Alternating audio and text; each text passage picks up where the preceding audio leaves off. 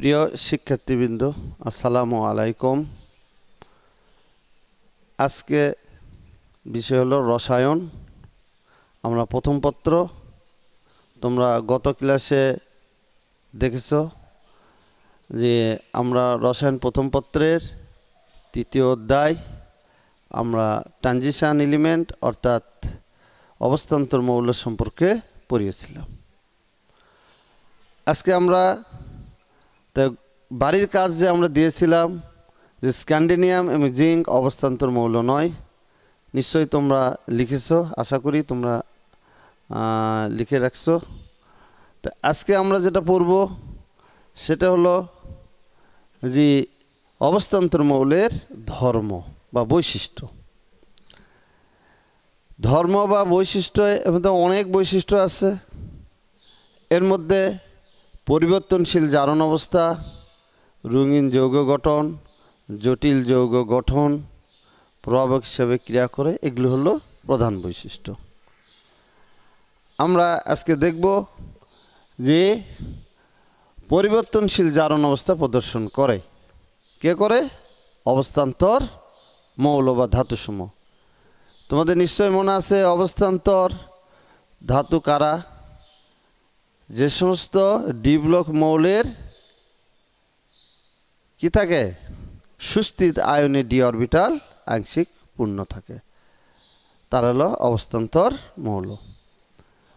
দেখো, পরিবর্তনশীল জারণ অবস্থা প্রদর্শন করে, তোমরা পড়ছো ক্লাস 9-এ জারণ অবস্থা।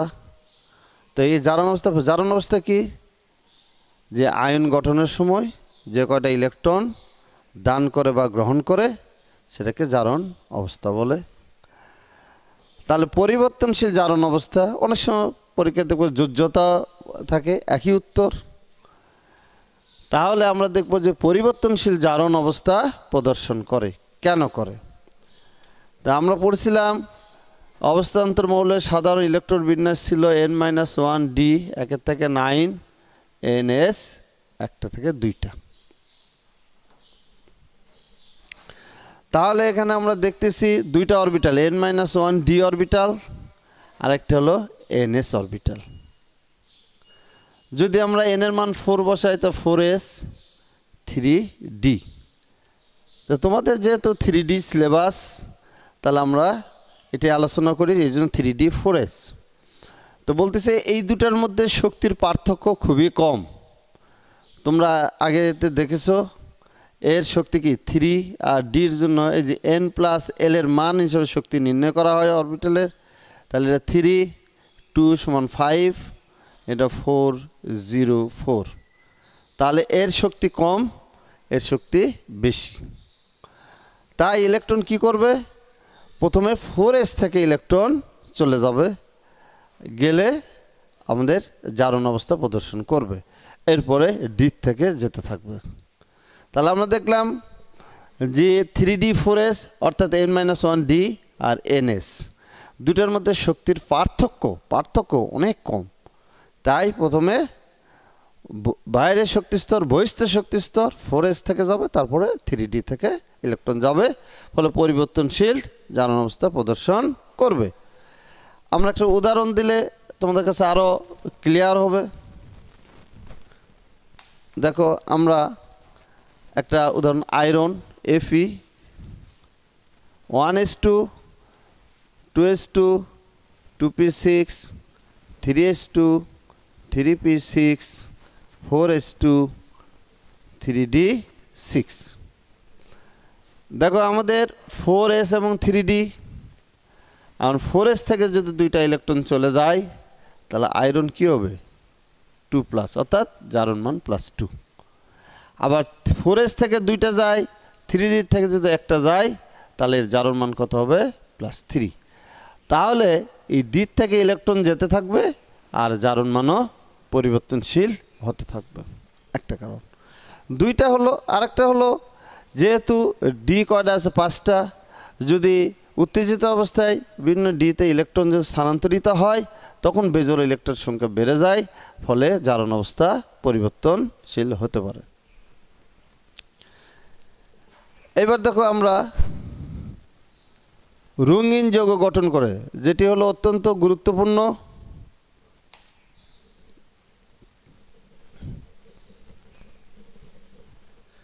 যে অবস্থান্তর মৌলসমূহ রঙিন যৌগ গঠন করে।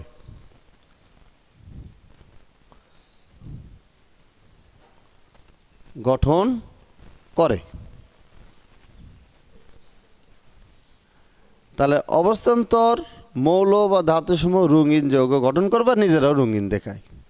কারণটা কি? কারণ হলো ওই একই কথায় ডি অরবিটালের উপস্থিতি। ডি অরবিটাল যদি আংশিক পূর্ণ থাকে তাহলে ইলেকট্রনগুলি কি হতে পারে? স্থানান্তর হতে পারে। তো রং কি? আগে আমরা দেখব যে রঙিন যৌগ তো রং কি? রং বা বর্ণ। বর্ণ হলো নির্দিষ্ট একটা আলোর তরঙ্গ দৈর্ঘ্য। তোমরা দ্বিতীয় অধ্যায়ে দেখেছো 380 থেকে 780 ন্যানোমিটার তরঙ্গ দৈর্ঘ্য যদি হয় তাহলে আমরা দৃশ্যমান এলাকা বলি।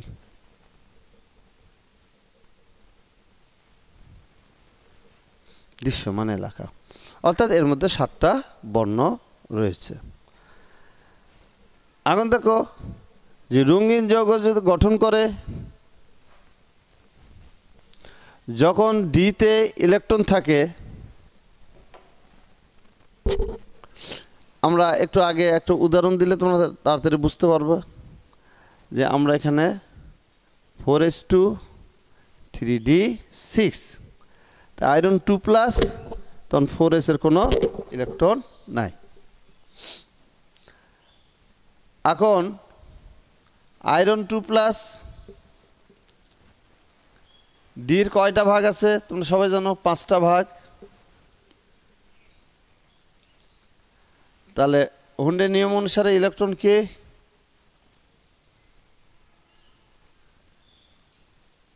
একটা আর এটাতে 2টা। এটাকে বলা হয় আমরা ডিজেনারেট অবস্থা।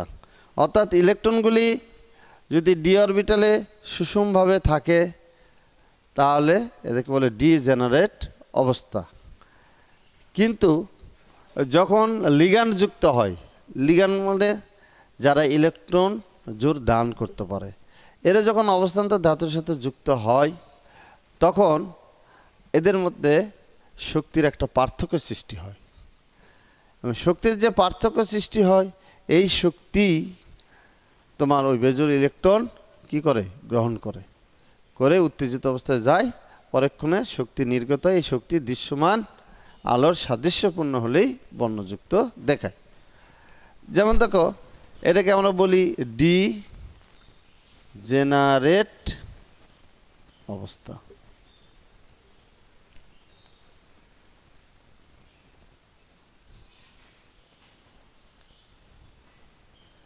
কারণ শক্তি যখন পার্থক্য সৃষ্টি হবে তখন দেখো এখানে 2টা, এখানে 2টা, এখানে 2টা, এটাকে বলা হয় নন ডিজেনারেট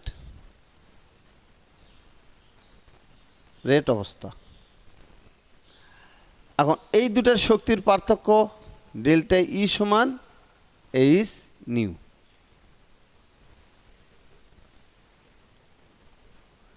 তাহলে ই সমান এইচ নিউ, ডেল্টা ই লেখছে একই পরিবর্তন, ই সমান এইচ নিউ, প্লাঙ্কের ধ্রুবক, এটা হলো ফ্রিকোয়েন্সি। তাহলে এই পরিমাণ শক্তি যে নির্গত হবে এটি যদি দৃশ্যমান এলাকার মতো হয় তাহলে এটা রঙিন দেখায়। তো এরা হয় বলেই রঙিন দেখায়। এখন এই যে খালি এটা কোথায় থেকে আসবে? লিগ্যান্ড কর্তৃক দানকৃত ইলেকট্রন এখানে স্থান দেবে।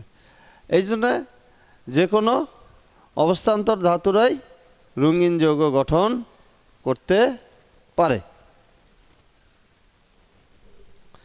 তা আমরা একটু দেখি যে এটার উদ্দীপক কিভাবে থাকে। অনেক রকম মৌলদের উদ্দীপক থাকতে পারে।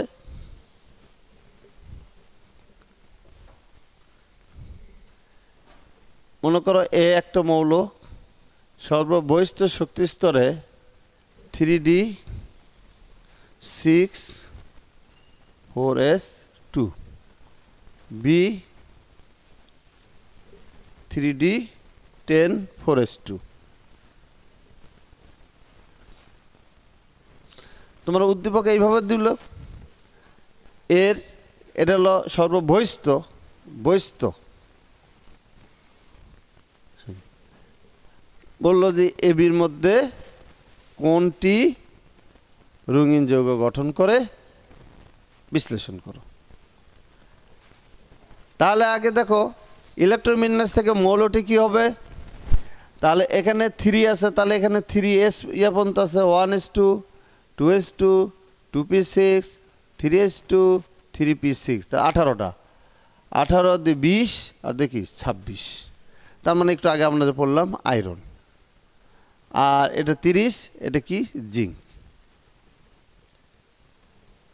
আমরা বললাম যে আয়রন 2+ যখন হয় 4s থেকে ইলেকট্রন থাকে না, তখন এটা থাকে। কিন্তু জিঙ্ক যখন 2+, তখন এই দুটো ইলেকট্রন থাকে না, ডি পূর্ণ থাকে। তো ডি পূর্ণ থাকলে এরা অবস্থান্তর মৌল নয়, ফলে এরা রঙিন যৌগ গঠন করে না।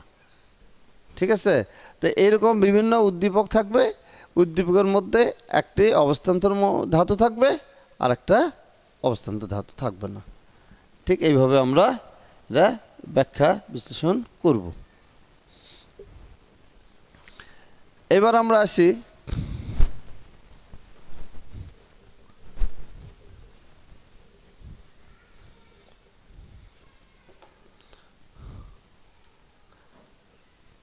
জটিল যৌগ গঠন। তো জটিল যৌগ গঠনটা আমরা এখন না পড়ে এই অধ্যায়ের শেষের দিকে পড়ব, যখন আমরা সন্নিবেশ, তোমরা সাধারণত পড়ছো আয়নিক বন্ধন, সমযোজী বন্ধন, আরেকটা হচ্ছে সন্নিবেশ সমযোজী বন্ধন বা সন্নিবেশ বন্ধন। তখন পড়লে আমরা সেখানে জটিল যৌগ আছে, লিগ্যান্ড আছে, এগুলো আমরা তখন পড়ব, তখন আমরা দেখাবো।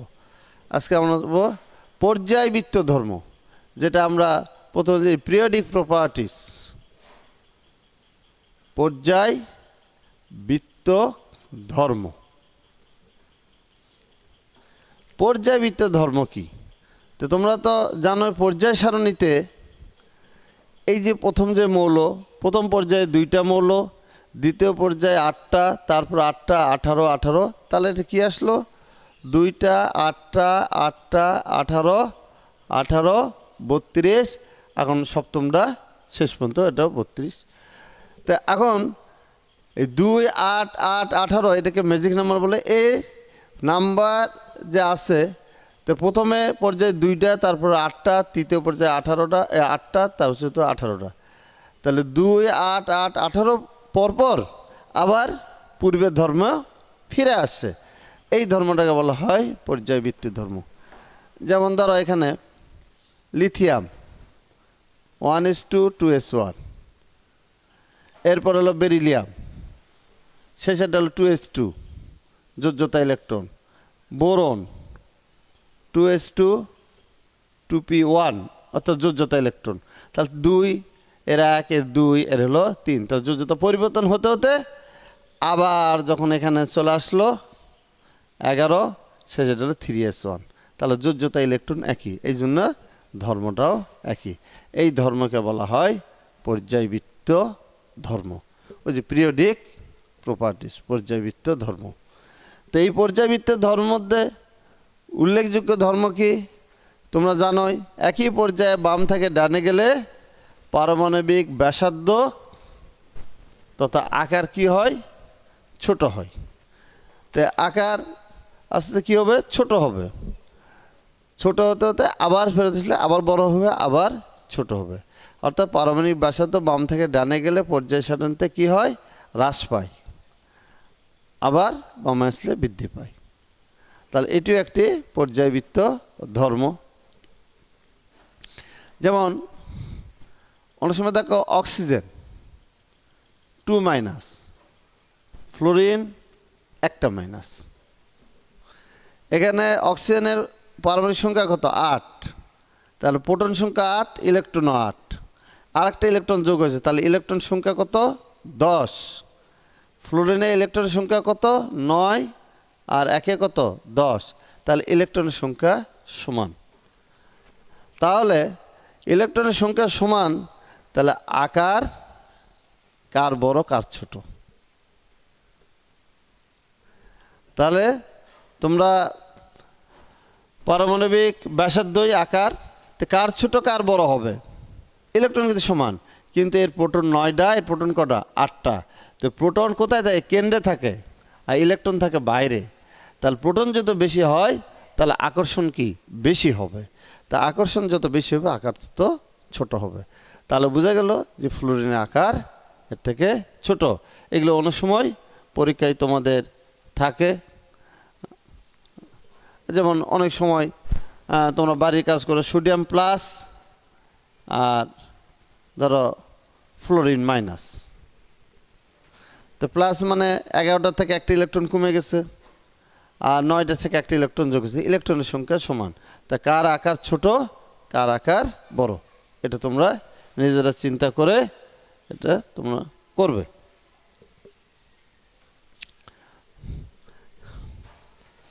তাহলে আমরা এগুলো গেল কি আয়নিক ব্যাসার্ধ, আসলে মূলত এগুলো আয়নের আয়নিক ব্যাসার্ধ।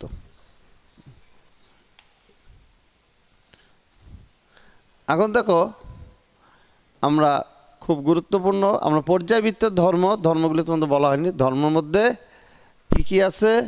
পারমাণবিক ব্যাসার্ধ আছে, আয়নীকরণ শক্তি আছে, ইলেকট্রন আসক্তি আছে, তড়িৎ ঋণাত্মকতা আছে, গলনাঙ্ক স্ফুটনাঙ্ক আছে।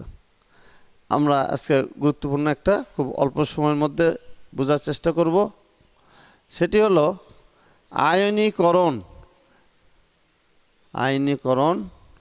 পটেনশিয়াল।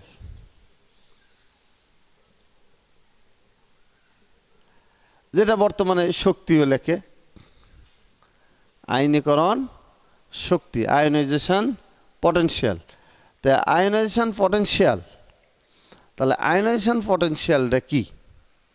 তা আয়োনাইজেশন পটেনশিয়াল হলো গ্যাসীয় অবস্থায় কোনো বিচ্ছিন্ন পরমাণু থেকে একটা করে 1 মোল ইলেকট্রন সরে 1 মোল ধনাত্মক আয়নে পরিণত করতে যে পরিমাণ শক্তির প্রয়োজন, এই শক্তিটা হলো আয়নীকরণ শক্তি।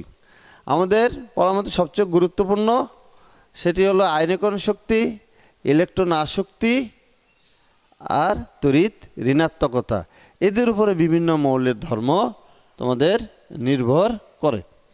আমি আগামী ক্লাসে আরও বিস্তারিত পড়াবো, শুধু এইটুকু আমরা জানি আয়নীকরণ শক্তিটা হলো যে ইলেকট্রনকে সরায় নিতে যে শক্তি।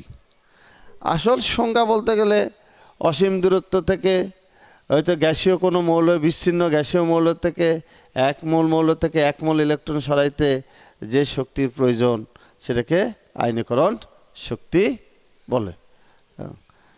তাহলে আশা করি তোমরা বুঝতে পারছো। তাহলে আজকে আমরা কি বললাম?